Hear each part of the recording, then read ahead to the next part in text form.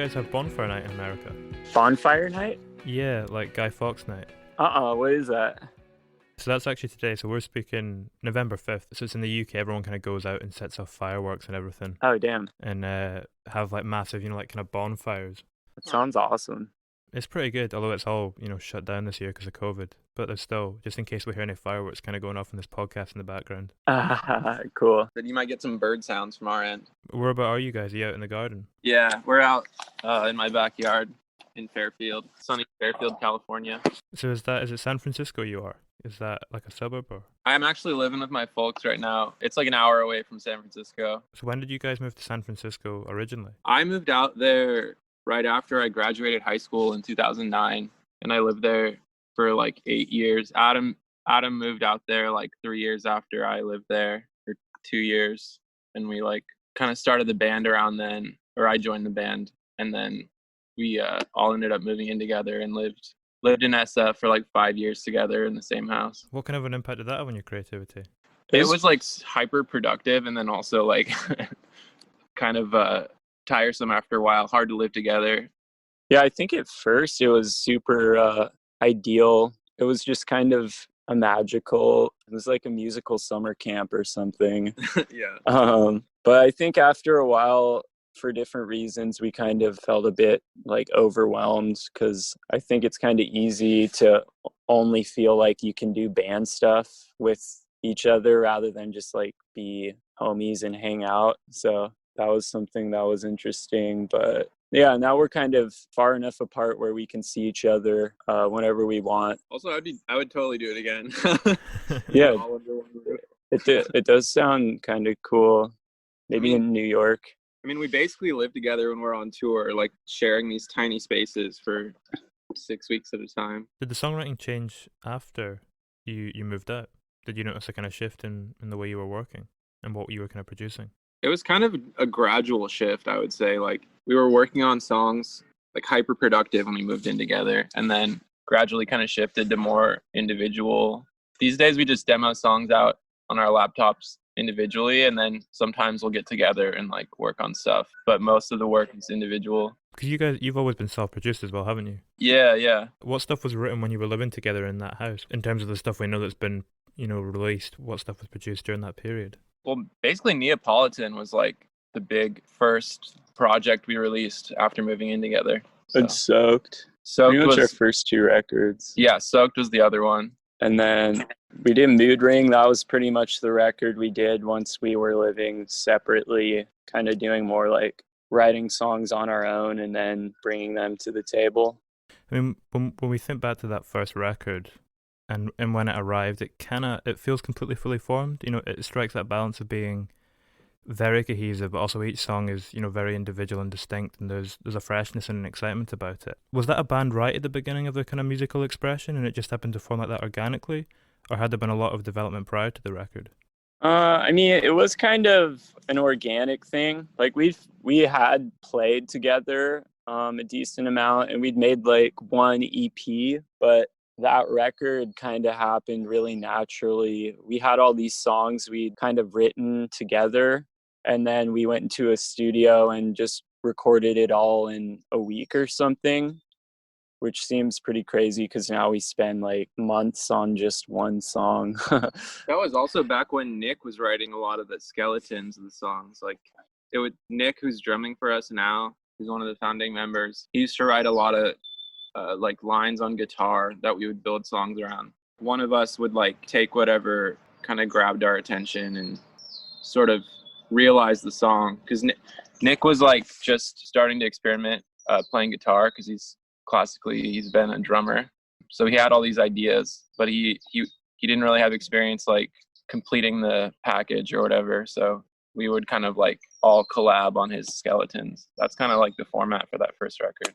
It's interesting to think about, because you could think of it in terms of that's maybe where the spark and the kind of excitement and the energy comes from, and then the rest of you kind of take that and you blow it out into this full song. I mean, there is such a charisma and a vibrant energy about that record, and it does have that spontaneous edge to it. Was part of that like the youthful energy and the kind of just getting into the band, or where do you think that was kind of coming from, that youthful energy and that excitement about it? We had a lot of like excitement just to make music. there's definitely like an innocence to that record. We weren't like trying that hard to like make like a pop hit or something. We were just like goofing around, and it kind of shows in the music, I feel like. Yeah, I feel like some of those songs definitely just came together really well naturally because they weren't overthought. And then certain songs on that record is really funny for me to look back on because I feel like it definitely just shows where we were at as songwriters to a degree, for better or worse. But yeah, it's a very I like that, like, innocent record, I suppose. Yeah, there's a kind of purity to it. You know, you're singing about like love and hanging out with your friends, and there's that sort of, you know, summery, carefree type thing going on. Yeah. Is that what your life was like at that point when you were writing the record? Was that a reflection of where you were at in terms of even outside music and what you were doing? Yeah, I think so. I mean, I remember a lot of those times we would go to this town on the coast called Santa Cruz, where a bunch of our friends lived. And it was like this idyllic, summery, like beach town. And every time we'd go there, we would just have like these really, I don't know, it's like idealistic, like everyone's in these houses with all their best friends and the weather's great and we'd play like house shows and stuff. My heart would ache to go back there and like feel like I was falling in love like every time or something. So yeah, I mean, I think that time in our life those lyrics were pretty honest for like what we were going through. You think? Yeah, we had big dreams to like be in the band and like go on tour and stuff too. The magic of like pursuing a life of art was really alive, and you know, those were the years we were doing our first tour, like renting a U-Haul to like drive around the country, and you know, I was like checking off items on my like bucket list. That was probably even before we did any tours, wasn't it? Neapolitan? Well, yeah, but like we did our first tour from that record and stuff. Yeah. What sort of stuff was on your bucket list? Oh, just like going on like a tour as a band, and that was like a dream of mine ever since I was in high school, like playing in garage bands and stuff. What sort of stuff is left on the bucket list? What sort of things are you still kind of looking to achieve and, you know, keep you kind of hungry and powering forth? I still want to do the world tour, like tour Asia and Australia and South America. Yeah, I feel like that's like the biggest one right now, is just go to places we haven't been. Yeah, just keep doing what we're doing to a larger degree. Yeah, and I always want to like keep making more, like I always want to be making like my favorite album I've ever made. Yeah. So I feel like that's a journey that continues. I feel like I'm excited about our new record because it's kind of like blending the sounds of the kind of Neapolitan sound that we've become associated with, mixed with the kind of more bedroom sound of Mood Ring. So that Grudge is taken from that record, right? Yeah, Grudge is the first song we've released from that one. Yeah, that's what that was what I was going to pick up on about that, is it feels like a collation of everything you've done before. It feels like you've kind of taken everything and put it in together and mixed it up, and then it comes out as this completely new thing. Yeah, I think a bit of that was like writing that song came from a bit of like just we were playing all these shows and going on tours like almost nonstop last year. And it just felt like playing that song live would be so fun. Yeah, it kind of in a way was like reminiscing of when we were more of a garage band, and playing shows was a really crazy experience and people would be like dancing on stage. And yeah, it was more like free and wild. And I mean, I love making like low key and chill music too, but it's definitely a different experience when you're performing it. Everyone's kind of just in their zone and grooving, you know? But yeah, I think our new record's going to have a lot of different sounds, certain bits that you could say sound like our earlier stuff, but it's definitely a new sound, something altogether new, like you were saying too. Yeah, in my mind, it's kind of marrying the worlds that we've taken from in the past. Yeah, I'm excited about it. Was that quite a conscious idea? That idea of kind of taking, you know, marrying those worlds that you'd had in the past, was that something you thought could be quite interesting, or was it something that more just happened organically? It's kind of just like what's caught our attention for like what seems like the most fun way to write this album, like the truest way to write this album. Yeah, also kind of came from our idea originally back like when we were making Mood Ring. we were kind of in a transitional place, and we had this like idea for a musical project that was like kind of like guitar, like jangly guitar, but mixed with like more modern production and stuff. Part of our like vision was kind of based on that.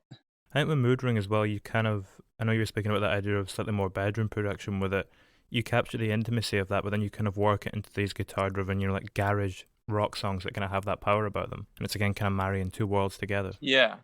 Yeah, I feel like that's something that we always try to kind of bring into our songs, is that kind of analog, sort of like grounded band feel to our tracks. They're definitely songs like written for a band. So was any of that done in the studio, or was that all kind of done at home? There's a little bit of both. I mean, the majority was done at home, but like for On Mood Ring, we did a decent amount of drum recordings in a studio.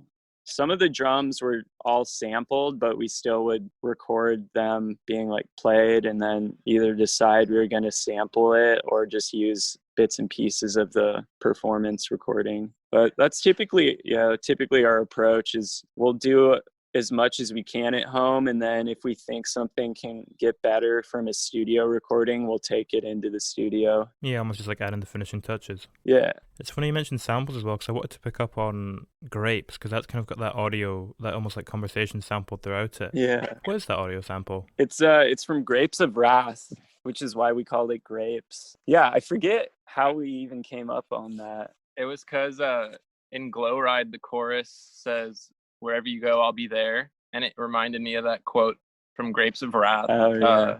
This famous monologue from that movie where he's just saying like he'll be there in all these places. So I sent it to Adam as a joke, and he ended up like running with it and making this whole kind of dark like soundscape with it. It actually somehow perfectly fit onto a grid where, I mean, it wasn't like in 4, but I could put a metronome to it, and then I was kind of writing like the chord hits around when he was saying certain statements. It was fun. It was kind of like scoring a movie or something. Had you ever done anything like that before? I don't think so exactly. I mean, we've made like so many weird beats and like samples and stuff just on Ableton, like messing around over the years. But I think Mood Ring was the first time we were like incorporating some of those more like avant-garde tracks just as like an album piece, you know? I guess we did. Yeah. I guess we did with the Soaked intro too. I think with both of those tracks, both the Soaked intro and Grapes and that one, they really kind of contribute to the flow of the overall piece, like when you listen to it as a full body of work. Yeah, it's nice to have like vignettes. Yeah, little vignettes, tastes of like vibe flavors you just toss in. Yeah, as a listener, I really love like being able to put a record on and have it be a whole listening experience rather than just having like a couple good songs and some filler. I think we strive to make like a really listenable album. Yeah, for sure. One that's kind of got, I mean, again, it comes back to the first record where a lot of those songs stand on their own, but when they come together as a whole, they kind of form almost a bigger picture. Like they sit really nicely alongside each other, and they're all taking place in that same soundscape, but they're all very distinct in their own right. Yeah. I think that's the ideal, to just make the songs what they should individually be, rather than trying to make each song like a banger, each song this, like I feel like each song kind of dictates what it should be, and then you just have to let it grow up. I think part of the process is intentional, and then part of it just kind of happens naturally, like how the sound of an album coalesces. Yeah, you just have to try and trust in your subconscious to kind of fill it in and kind of mold it together. Yeah.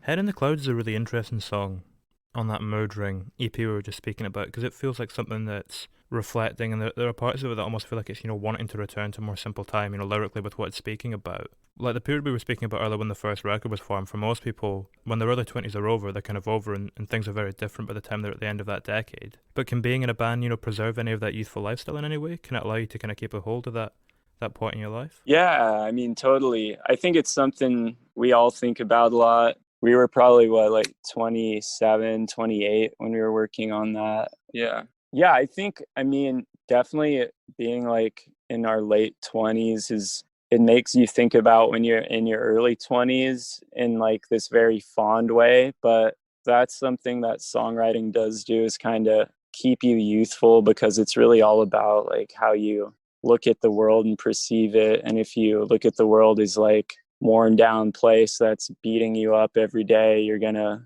come off as like an old kind of jaded person, but if you can find a way to wake up and look at things in a new light and like find creativity, it definitely helps. It helps you feel youthful. Yeah, it's like preserving a sense of wonder in your life. I feel like kind of the journey, that's the journey of a lot of artists, is like staying in touch with your sense of wonder. Do you remember the first time that music sparked a sense of wonder in you? I think the first time was probably like when my friend's brother showed me like Jimmy Eat World or something like that. Before, I wasn't really into music, and then I heard that, and for some reason, Jimmy Eat World just changed my world. Yeah, for me it was like, I feel like my parents were like putting me on music even as like a little kid. I remember I was just super into the Beatles and like Symphony in C by Cake.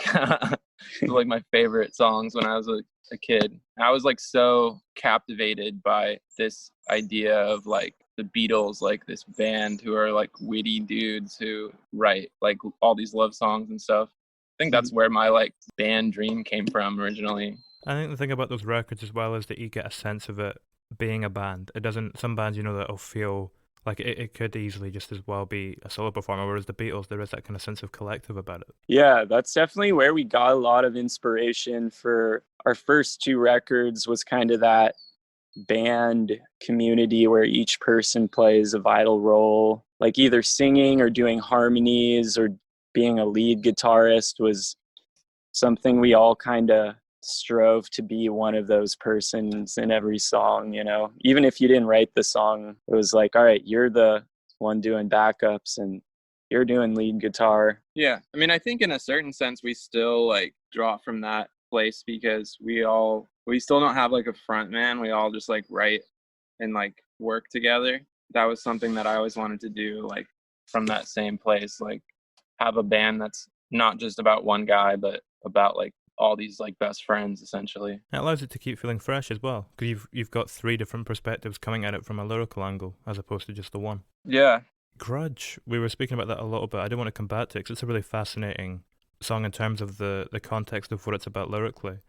Because I was reading about how you were saying it's about, you get it from the song as well, creating your own narratives and how corrosive that can be in that kind of moment of realizing that in your head. Is it ever easier to be vulnerable in music in that way than everyday life? Because like coming to that realization, particularly if you've made some bad decisions as a result of that slightly false mindset, can be tough. Yeah, totally. I think it's something that definitely relates to life and music. And it's something that, it's like if I write a song and I've created like a false narrative about this song in my head, then when I put it out, you're like exposing yourself to what everyone's going to think about it, So it's like I could be putting out a song that's amazing in my mind, and then someone's like, this is the worst shit I've ever heard, That's meta, talking about the subject of the song, but putting out the song. Yeah, wait, whatever.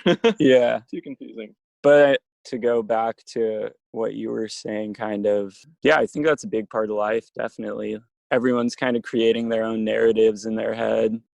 But I think it's super important to just be able to kind of zoom out and see the bigger picture. Another part of staying young. Have you ever written a song about, like a certain experience and then put it out and then, several months, maybe later, or even years later, have kind of realized that it was written from a point of view that had that slightly skewed mindset that song is kind of talking about, coming to the realization that you had? You mean kind of like looking at the song and being like, maybe not aligning with what it's saying anymore or something? Yeah, it's like your mindset shifts and then you look back on who you were as that person when you wrote that song and the kind of the perspective that you were coming at that experience from, and you realize, oh no, I was completely wrong about that. I think that kind of happens a lot with like my songs I write. Like I think every song is sort of like a time and place. Inevitably you change as an artist. It's interesting being an artist and then touring these songs that are very much a snapshot of a certain time in your life. Your fans kind of discover them. Like people are hearing our first album like for the first time this year, but for us it's like timestamps of 2015.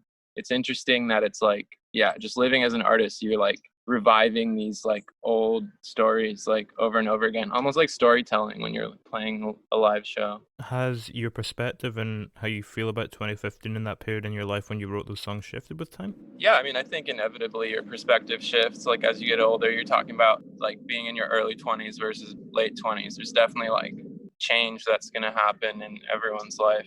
Yeah, I think personally, I feel like I'm always growing, you know? And yeah, I think change is inevitable. I feel like as an artist, I really enjoy the liberty to pursue what inspires me and like continue to change, you know? I think the path of like being aware of narratives is lifelong, you know?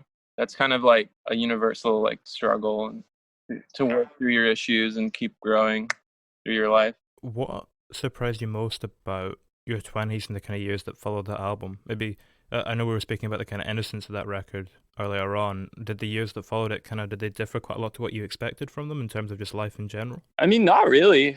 I think it's been like a very gradual process of our band kind of growing and like touring and stuff. Nothing's really felt like it was something that we were not prepared for, or something like unexpected. Playing like national tours and like festivals and stuff was definitely like a dream of mine. So I would have been like very excited to know that it was all coming. Yeah, I feel blessed that we've had all the opportunities that we've had. I wasn't necessarily expecting to be playing like Outside Lands or Tropicalia when I was like writing those songs in our house in San Francisco. Even if your dreams are like coming true, it's not like you expect it to be exactly. Touring is a lot different than I thought it was when I was a teenager, you know? In what way? Oh, you know, I mean, just some of the glamour of it is like, it's really rewarding, but it's also very tiring. And like, there's a lot of traveling. It's like, touring is like mostly sitting in a van, especially at our kind of like modest level of touring. I feel like when you guys are touring the States a lot as well, it's a lot different. Like if a band does a UK tour, you're maybe driving for like 2 or 3 hours every night, whereas in the States it tends to be you're driving all night. Yeah, we've definitely done a number of tours out here where, yeah, driving is the main thing you're doing, like huge drives every day. Can you write on the road? Do you ever do that, or is it more just collecting experiences? Yeah, we've done that a bit. We did that a lot more on our last tour when we were in Europe because we had a little bit of time in between two of our tour runs we were doing. So we stayed at a couple different Airbnbs and got into some cool recording flows, which I think I'd be down to keep doing more on the road. It's kind of an exciting like way to feel, I don't know, it like keeps it fresh or something, you know? Well, yeah, I feel like when you're out there kind of having raw experiences, it's typically I'm more inspired to sit down and write a good song too. I actually recorded some of Sky So Blue when we were on tour in the US too. The vocals, I remember recording the final vocals in our van in Phoenix, 100 degrees outside. I was sitting in this van recording the vocals. How does that environment bleed into it? It was interesting. I feel like that was like a time crunch situation. Like I was trying to finish it. We're trying to keep our singles coming out. And for me, I feel like I always have this grandiose vision and like it takes me forever to kind of go through and like flesh everything out. Yeah, it was I was doing some of that like while we were on the road, like in any spare time we had, like when people were going out to hang out with friends and stuff, I would like stay behind and work on the recording. And I don't know, it was kind of fun, but it was also very like busy, that particular situation. Where you said you stopped off in a few Airbnbs when you were touring Europe as well and worked on some stuff. What cities was that in? We were in Berlin and London. Mainly, yeah. That was mainly when we had time to like work on songs and relax. Did you pick those cities quite specifically? I mean, both of them have got quite an energy about them in a slightly different way. Yeah, we wanted to spend some time in Berlin. London too, yeah. We have some friends out there. Yeah, both cities we wanted to check out. So we had like 2 weeks off in between our tours. So we spent like a week in Berlin and a week in London or something. Yeah, it was super cool. I mean, we started out like wanting to be out and like partying and stuff. And then we kind of just got into the recording zone and kept it more low key. Were those songs for Mood Ring, or are they featuring on the new record you've got upcoming? Yeah, it's new stuff. Were you able to tap into the energies of those cities and kind of feed off of it, or what was it about recording in those places that kind of fed into and impacted the recording process? I think definitely being in the cities was an interesting vibe that we could kind of tap into. Also, it was kind of like our collective energy. It was honestly similar to like when we would write songs for Neapolitan. Like I would go into a room and work on vocals. Ted would be in another room, like working on a guitar line. And then our homie Jared, who he plays in our live band, he like does his own music. He was working away on his. It was like a factory line going on in this Airbnb. Yeah, musical factory. Yeah.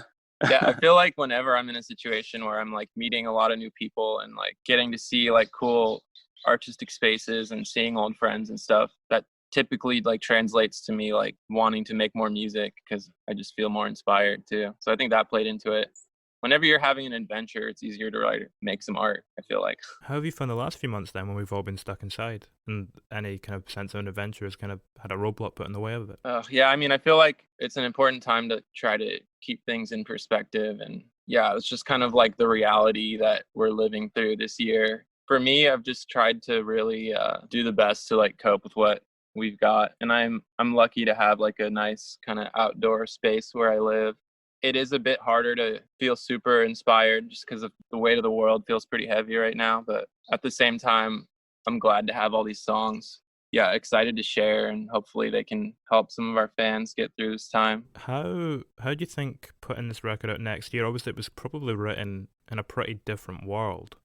How do you think putting it out in the world at 2021 is going to impact the way the record's, interpreted? And has it kind of changed the way you feel or think about any of the tracks? Well, I think like we've been working on this record for a little over a year, and we keep writing songs and then removing them from the record because I feel like we really want this record to be like relevant for, I mean, the times, but also just we have a very specific like vision for it. We're still kind of crafting it. Yeah, I wouldn't say we've like written the record and we're going to be putting something out that was written in another time, because I think we still have a lot to go to a degree. I feel like these songs are also very much like for these times, like even before the quarantine and stuff happened, I felt like it's kind of interesting that things have really gotten sort of dark, because I feel like this album is sort of dealing with those themes already. It reflects the kind of state of the world. Well, I mean, when taking that into account, how does that impact the energy level in the room when you're working on the music? Because again, if we think about something like the first record and it being that kind of light, kind of slightly more carefree atmosphere about it, if you're working on a record that is slightly darker and is for these times, how does that affect the energy level in the room when you're crafting it? Well, I think we still have kind of good and bad mixed into the songs. Even in like a heavy world, you still have to be able to like have a range of emotions. Like you could still write a happy song in the context of like quarantine, and maybe it's like about how you're able to cope with what's going on, or some like joy you're able to find, and it's mixed in with like the anxiety and sadness in other songs or something, kind of telling a whole story like our other records have done. Yeah, building a kind of complete picture from all the different sides of where you are in your life at this moment. Yeah, and I think the palette is a little more like almost like goth and jangly, but there's like Tears for Fears songs that are kind of have like an uplifting vibe too, even though they're like write some spooky like kind of sad music. That's the best kind of music though, when you get that juxtaposition. It's like people always speak about, actually I know you covered them last year, the Smiths. It's kind of really depressing music that makes you want to dance. Yeah, I think that's kind of like we're pulling some influence from that kind of world with this record, where it's both happy and sad a little bit. Was that partly what fed into doing that cover last year then, of the Smiths? That juxtaposition of depressed and happy. They've always kind of been a big influence for us guitar-wise. It was just kind of something we'd thought about doing for a while. And I think we originally like just going to put it out on SoundCloud or something. Well, we made it just as a live track. It was just kind of a fun idea.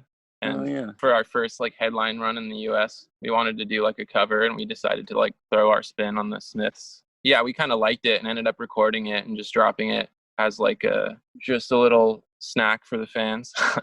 I did want to ask a wee bit about the second record as well, Soaked, because when we look at the shift into that, it is, a slightly heavier produced sound. You're experimenting with a slightly new palette, these lush tones and textures that you then kind of dunk the songs into. What were the first conversations you shared about that record after the first one, and where you kind of wanted to go with it?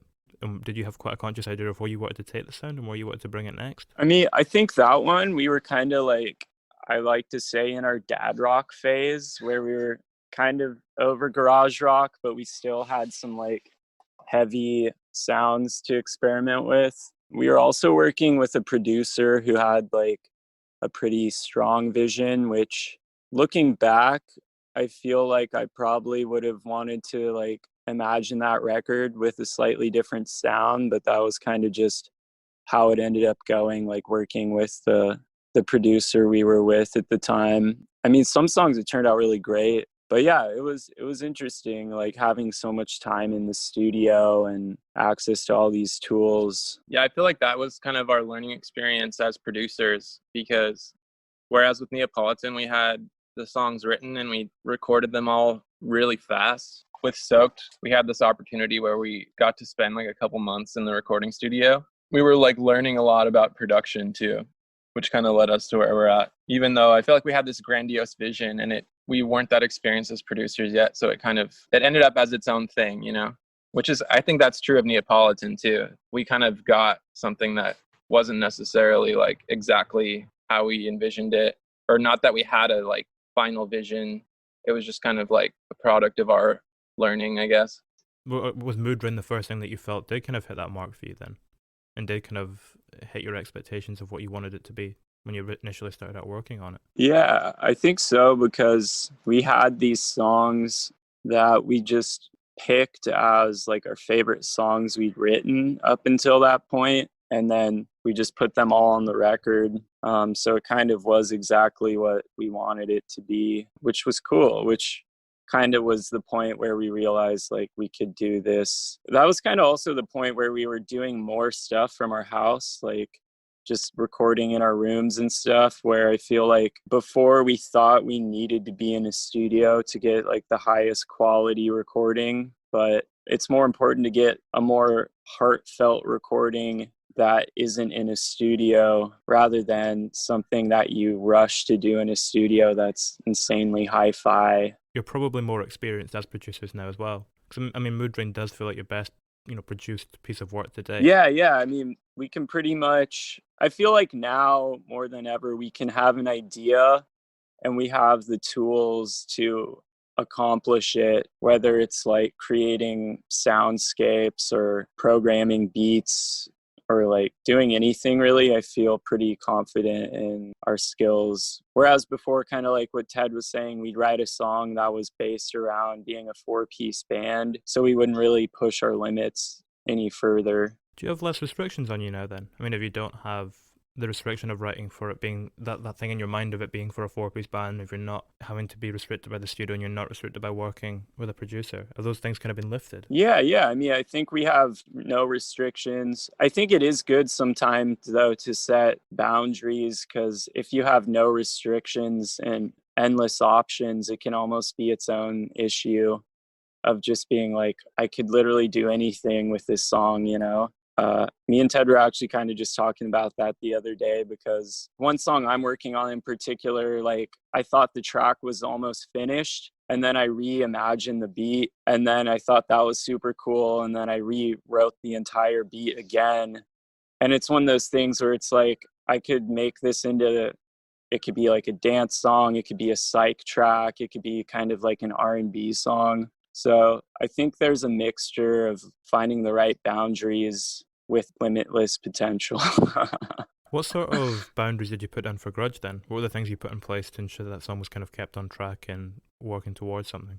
Well, that song honestly was really inspired by just when we got these new guitars, and just having this new guitar was really inspiring. So I think that was kind of one of the main things I wanted to do, was like write a guitar-based song. It was honestly pretty natural how it came about. Like there's some synth and stuff added and some production elements, but it's kind of like a futuristic rock song. I didn't have to push the boundary setting too much because it kind of set its own boundaries.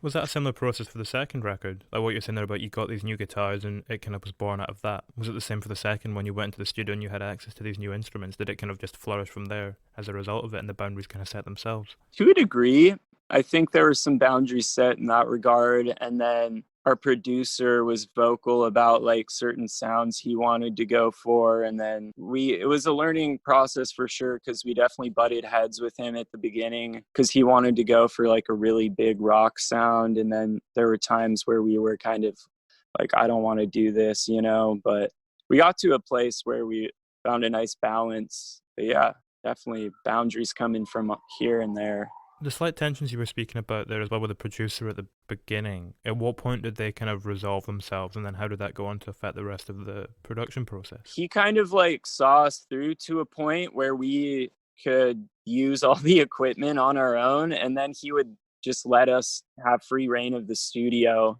and then he would come in and check on it. So we kind of like started off more heavy-handed, and then pretty much was just like unlocking the studio and letting us play around in there, which was pretty cool. I think you can hear a lot of that kind of idea of it just being born out of experimentation on stuff like is it Gold Use? You've got the sitar on. Yeah, he had this guitar. It was fun because he had that. It was a guitar that's made to sound like a sitar, and he also had a actual sitar in the studio. So I mean, that we probably, it's a good thing we didn't try to play that on the record because it's way harder. And also tuning it has these like wooden pegs that are like hammered into this stock. I don't even know how it like functions. It's so trippy. Oh, man, that must have kind of scratched that Beatles itch as well.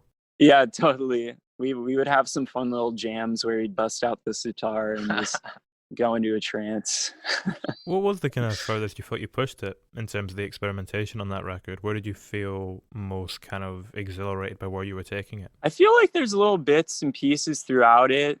I really like the guitar solo on Shotgun. That was cool. Like Ted was turning the knobs on this delay pedal while Nathan was playing it, and it did all this crazy modulation and stuff, which is super trippy. I think we were also kind of starting to learn more about synths, so we had access to a few different synths and we were learning to program them a bit. That was really fun. Yeah, it's hard to say because also that experience was a total blur to me. Our engineer was like the biggest stoner ever, so he'd be just rolling blunts the entire time, and I'd be like so stoned I was like paranoid, but we'd just be getting really deep into these tracks.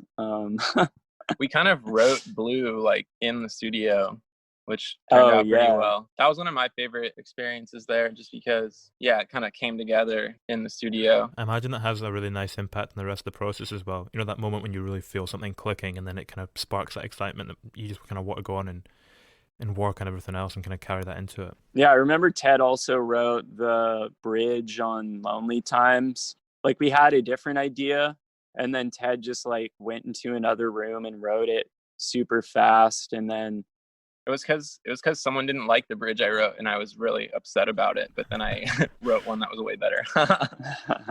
So yeah, I mean, stuff like that. I mean, there's all these cool little moments where we just hit some gold.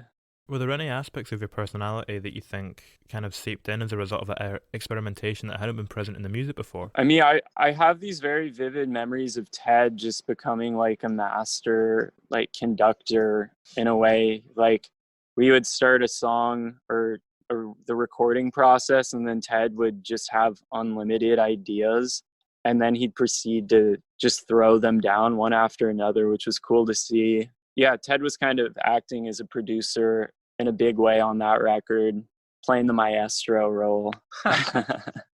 Is that tough having to switch between those two hats, going from producer to songwriter kind of on a whim? Well, honestly, I think they're very similar, and the more they can be seen as similar, I feel like it's kind of makes songwriting easier, because producing's in my mind's kind of like crafting the sound and like the textures, whereas like songwriting's more the melodic aspects and the more like technical musical stuff. So I feel like when you kind of combine them, it's like Ted was saying, you can do more minimal things, but each thing's done more tastefully. Does that idea of not categorizing yourself carry into other aspects of the band as well?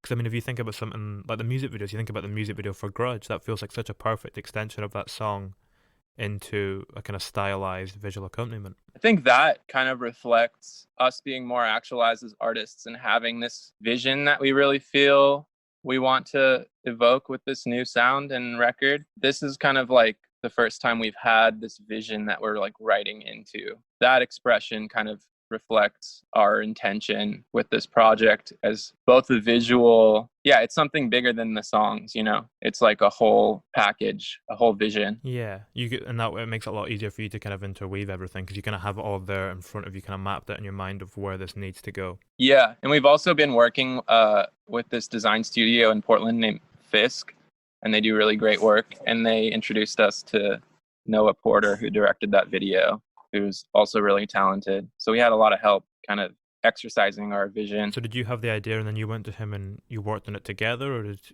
who kind of came up with the storyline and the kind of visual idea for that? We kind of just gave him a bunch of references, like music videos and some Greg Araki films that we really liked. And we gave him like our own storyline as like a possible idea. And he kind of took all that and came up with his own vision, the whole like Sims parody thing. And I mean, I feel like it was his idea, but it captured everything that we sent him in a unique way, which we were really stoked on. There's a lot of kind of meaning behind that video, especially paired with that kind of mantra of the chorus of Grudge. It's like she's kind of lost in this game.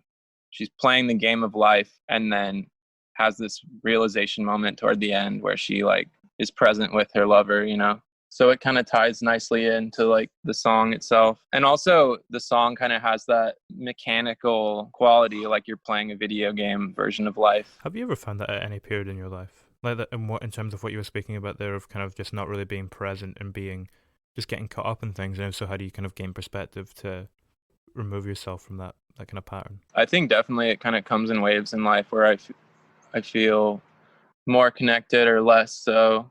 And it kind of just depends what pulls me out or kind of serves as like a sort of realization moment.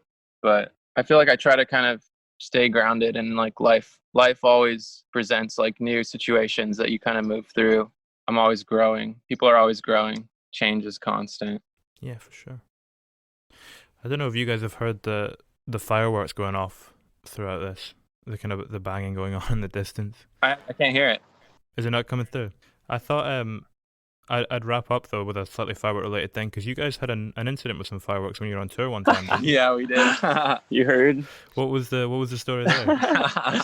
Well, that was at the end of our Mood Ring tour, our big headline tour across the states, and we just finished playing this really exciting show in San Diego at this church. It's like this pretty cool venue. It's just like in a cleared out church. We got the stained glass windows, kids were crowd surfing, going crazy. So then we had these fireworks that we bought in New Mexico, which are way bigger than the ones they sell in California. And we decided to head to the beach to blow some off as a little celebration. So we brought like a couple friends and we're like drinking on the beach and stuff.